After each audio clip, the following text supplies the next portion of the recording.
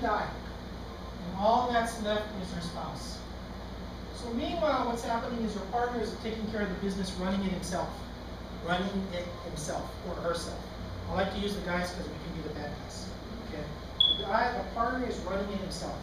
After a while, his spouse is going to say, "Wow, why are you giving money to your partner's wife? She's not active in the business."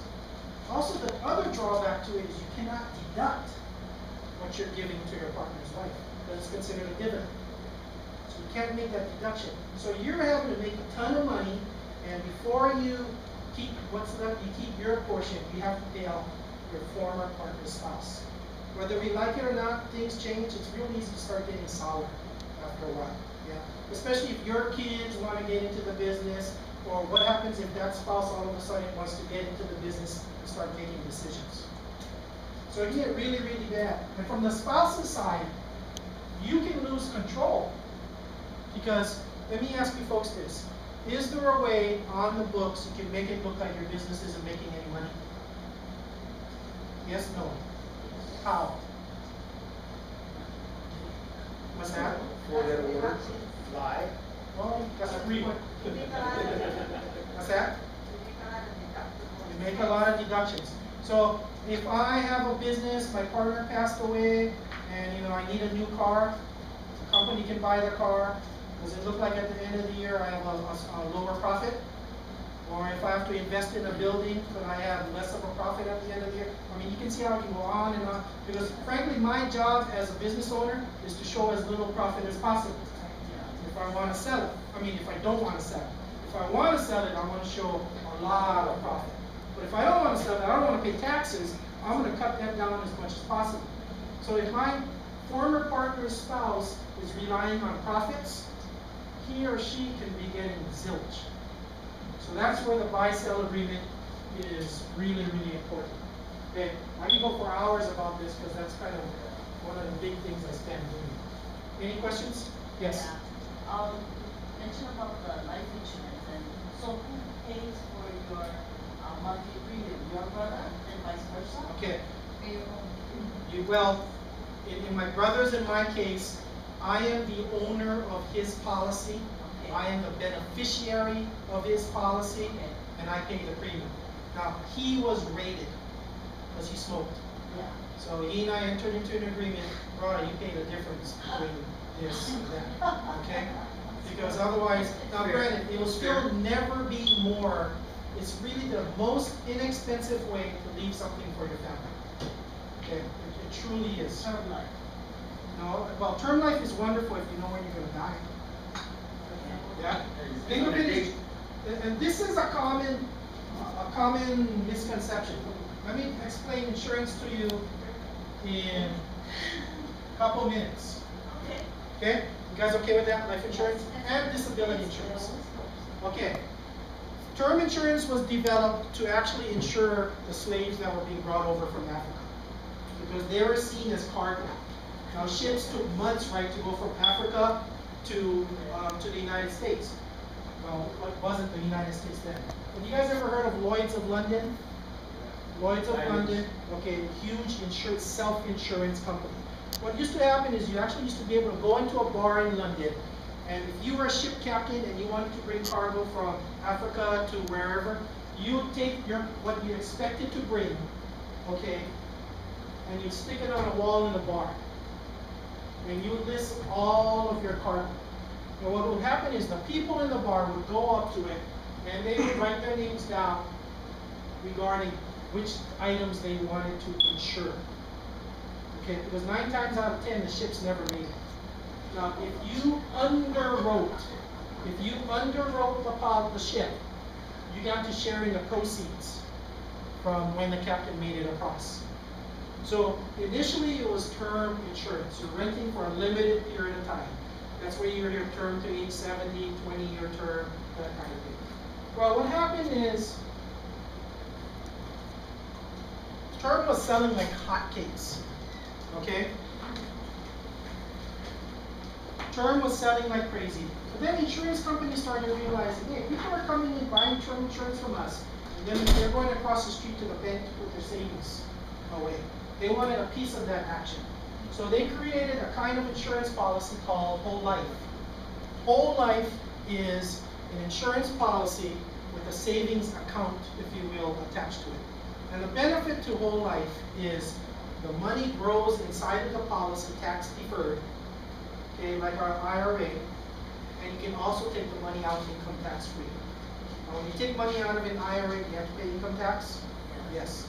So there's a way you take the money out income tax free. Basically, you borrow out of it. So this is why a ton of real estate in America is owned by insurance companies. Because all of a sudden, serious cash started coming in, and they needed some place to go put the money. So they started buying buildings. Crow Ridge used to be owned by Northwestern Mutual. Okay? All they have to do is to be the signatory on the note, and they got 20% of the entire Crow Ridge.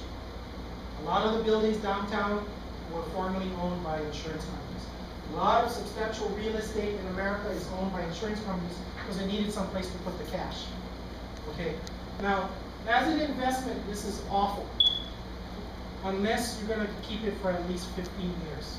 If you have a good policy, you can accrue some significant money. A lot of money.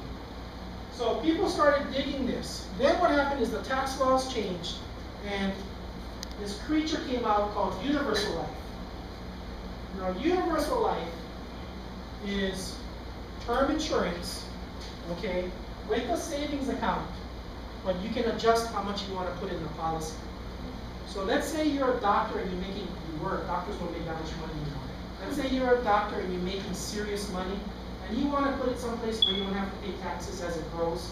They would put them into universal life policies. And you could buy, because I know, because I've had clients, you could buy $100,000 of universal life insurance, where if you die, you get paid $100,000, and your premiums could be $50,000 a year. Now, why would you do that? Why would you pay $50,000 a year into a policy that only paid you $100,000 when you died? Because it's the savings. See? And it was growing tax deferred, and they have the ability to take it out income tax free. So Congress got really mad about this in the 70s because people have been shoving all kinds of money into these things, and they limited it. Okay, that's called the MEC rules, modified endowment. Okay, so that's universal life. You can't do it as bad. You can't do it as crazy now, but you still have that option. Business owners love universal life because if times are tough, you can borrow money from your account to help with business. Okay.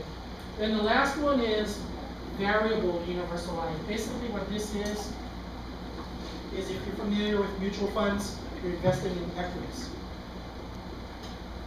If you look at it from a control standpoint, okay, you have the most control the further around this curve you go. The drawback is you also have the greatest risk. Because oftentimes what happens with these is the salespeople don't sell the proper types of insurance. They sell you the insurance, and they tell you the minimum premium you have to pay. They don't tell you what you should be paying to keep the insurance in force.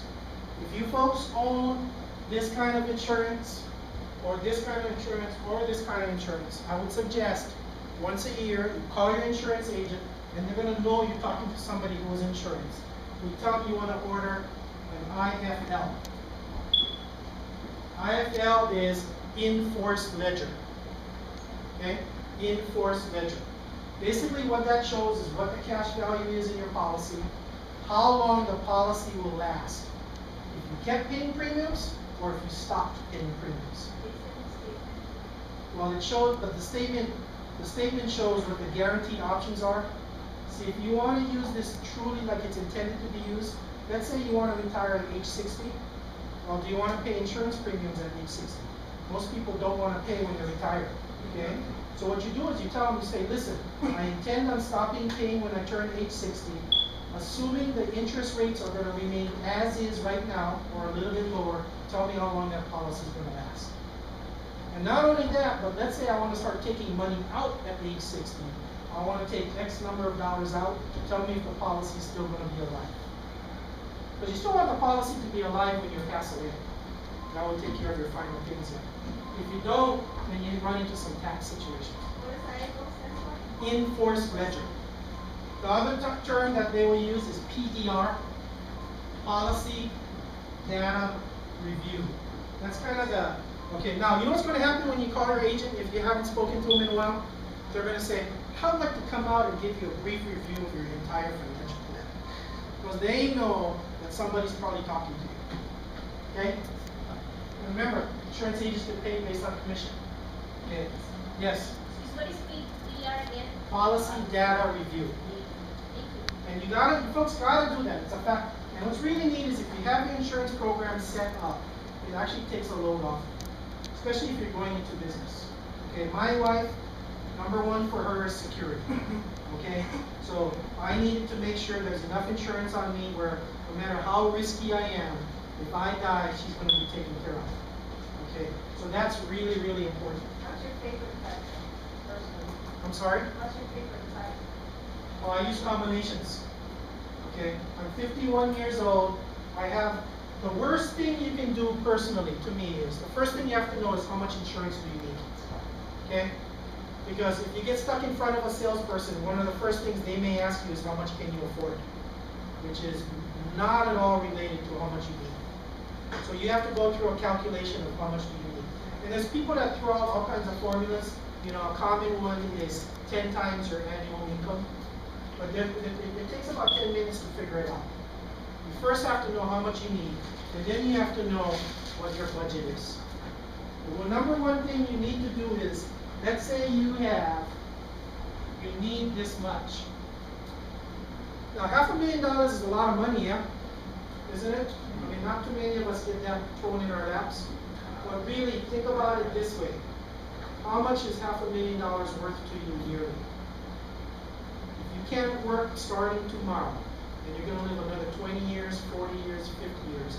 How much really is that? It's not that much. Yeah.